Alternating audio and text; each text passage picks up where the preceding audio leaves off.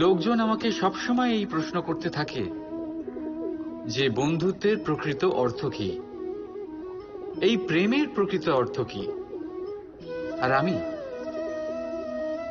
আমি শুধু হেসে যাই, কারণ এটা সেরকমই প্রশ্ন যেন কেউ জিজ্ঞেস করছে যে অনর্থের অর্থ কি। অনর্থ যখন হয়েই গেছে তখন তার অর্থ জেনে কি হবে। ঠিক সেইভাবেই সেই বন্ধুত্বের অর্থ কি, যাতে আপনার কোনো মতলব আছে।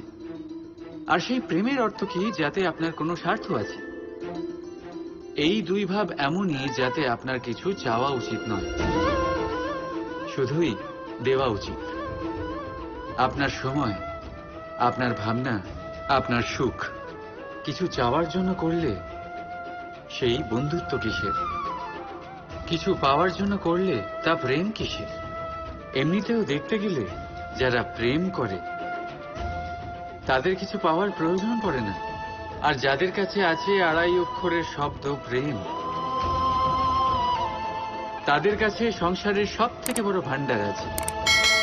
তাহলে আপনারা এই ভান্ডার বৃদ্ধি করুন আর আমার সাথে বলুন রাধা রাধা।